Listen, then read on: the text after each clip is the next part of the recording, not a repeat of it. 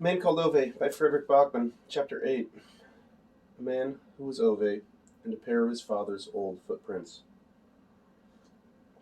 She believed in destiny, that all the roads you walk in life, in one way or another, lead to what has been predetermined for you. Ove, of course, just started muttering under his breath and got very busy fiddling about with a screw or something whenever she started going on like this. But he never disagreed with her. Maybe her destiny was something. It was none of his business, but to him, destiny was someone. It's a strange thing becoming an orphan at 16. To lose your family long before you've had time to create your own to replace it. It's a very specific sort of loneliness. Ove, conscientious and dutiful, completed his 2-week stint on the railways. To his own surprise, he found that he liked it. There's a certain liberation in doing a job, grabbing hold of things with his own 2 hands and seeing the fruit of his efforts. Ove had never disliked school, but he hadn't quite seen the point of it either. He liked mathematics and was 2 academic years ahead of his classmates. As for the other subjects, quite honestly, he was not so concerned about them. But this was something entirely different, something that suited him much better. When he clocked off from his last shift on the last day, he was downcast. Not only because he had to go back to school, because it had only occurred to him now that he didn't know how to earn a living. That had been good in many ways, of course, but Ove had to admit he hadn't left much of an estate except a run-down house, an old sob, and a dented wristwatch. Alms from the church were out of the question. Got to be bloody clear about that. Ove said as much to himself while he stood there in the changing rooms. Maybe as much for his own benefit as God's. If you're ready to take both Mom and Dad, keep your bloody money, he yelled up at the ceiling. Then he packed up his stuff and left. Whether God or anyone else was listening, he never found out. But when Ove came out of the changing rooms, a man from the managing director's office was standing there waiting for him. Ove, he asked. Ove nodded. The director would like to express his thanks for doing such a good job over the past fortnight, the man said, short and to the point. Thanks, said Ove as he started walking away. The man put his hand on Ove's arm. Ove stopped. The director was wondering whether you might have an interest in staying and carrying on doing a good job. Ove stood in silence, looking at the man, maybe mostly to check if this was some kind of joke. Then he slowly nodded. When he'd taken a few more steps, the man called out behind him. The director says you're just like your father. Ove didn't turn around, but his back was straighter as he walked off. That's how he ended up in his father's old boots. He worked hard, never complained, was never ill. The old boys on his shift found him a little on the quiet side and a little odd on top of that. He never wanted to join them for a beer after work, and he seemed uninterested in women as well, which was more than weird in its own right. But he was a chip off the old block and had never given them anything to complain about. If anyone asked Ove for a hand, he got on with it. If anyone asked him to cover shift for them, he did it without any fuss.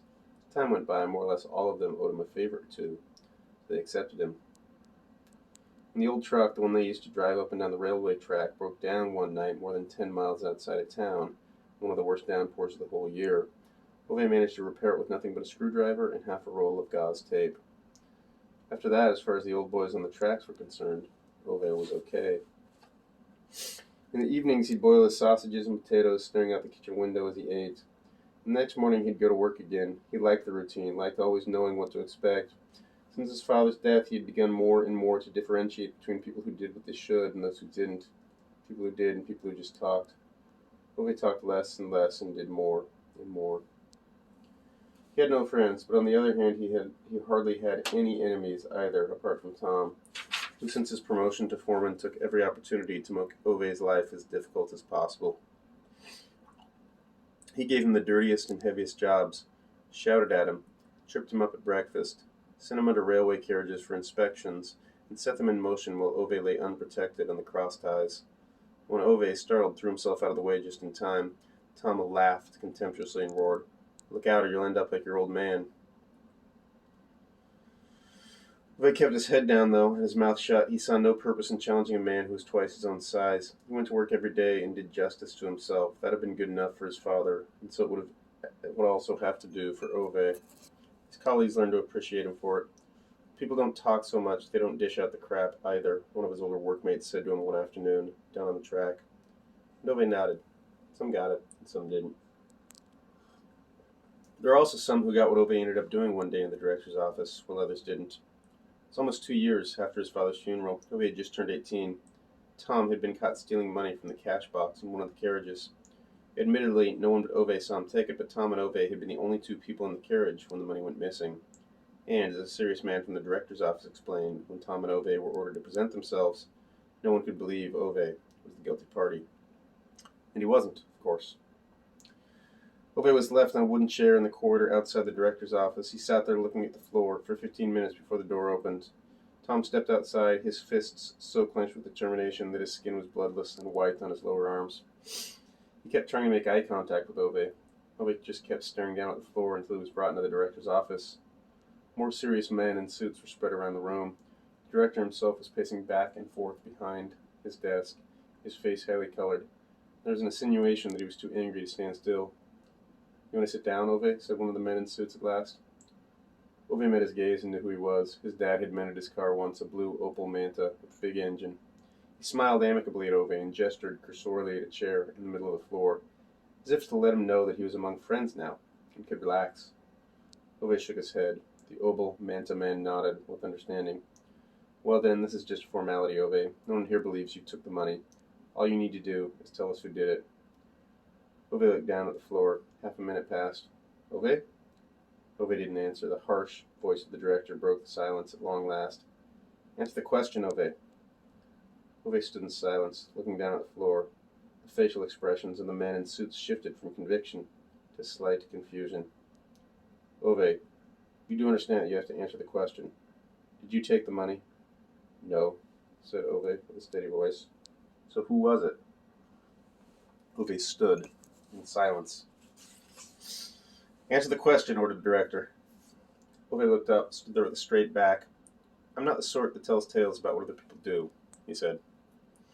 The room was steeped in silence for must have been several minutes. "You do understand, Ove, that if you don't tell us who it was, and if we have one or more witnesses who say it was you, then we'll have to draw the conclusion that it was you," said the director, not as amicable now. Ove nodded, but didn't say another word. The directors scrutinized him as if he were a bluffer in a game of cards. Ove's face was unmoved. The director nodded grimly. "So you can go then." And Ove left. Tom had put the blame on Ove when he was in the director's office, some 15 minutes earlier. During the afternoon, two of the younger men from Tom's shift, eager as young men are to earn the approval of overmen, came forward and claimed that they had seen Ove take the money with their own eyes.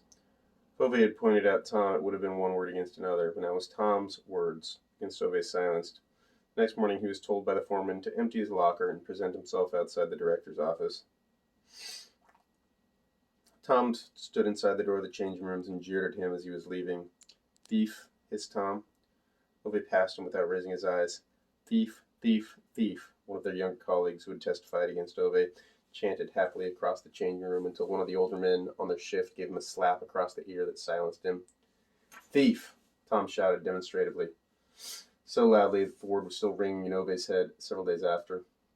Ove walked out into the morning air without turning around. He took a deep breath. He was furious, not because they had called him a thief. He would never be the sort of man who cared what other men called him. The shame of losing a job, to which his father had devoted his whole life, burned like a red-hot poker in his breast. He had plenty of time to think his life over as he walked one last time to the office, a bundle of work clothes clutched in his arms. He liked working here. Proper tasks, proper tools, a real job. He decided that once the police had gone through the motions of whatever they did with thieves in this situation, he'd try to go somewhere where he could get himself another job like this one. He might have to travel far, he imagined. Most likely a criminal record needed a reasonable geographical distance before it started to pale and become interesting. He had nothing to keep him here, he realized, but at least he had not become the sort of man who told tales. He hoped this would make his father more forgiving about Ove losing his job once they were reunited.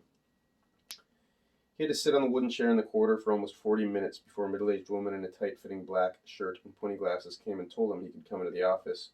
She closed the door behind him. He stood there still with his work clothes in his arms. The director sat behind his desk with his hands clasped together in front of him. The two men submitted one another to such a long examination that either of them could have been an unusually interesting painting in a museum. "It was Tom who took that money," said the director. He did not say it as a question, just a confirming statement. Ove didn't answer. The director nodded. "But the men in your family are not the kind who tell." That was not a question either, and Ove didn't reply. The director noticed that he straightened a little at the words, "the men in your family." The director nodded again, put on a pair of glasses, looked through a pile of papers, and started writing something, as if in that very moment Ove had disappeared from the room.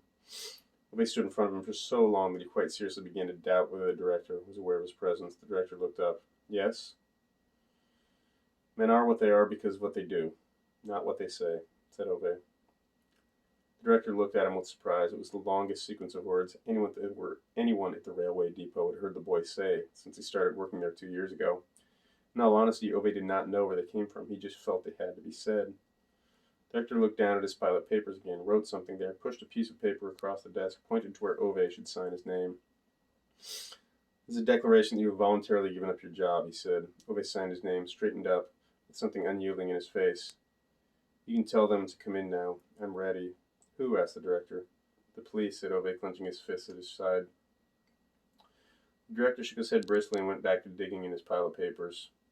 I actually think the witness testimonies have been lost in this mess. Ove moved his weight from one foot to the other without really knowing how to respond to this. The director waved his hand without looking at him. You're free to go now. Ove turned around, went into the corridor, closed the door behind him, felt lightheaded.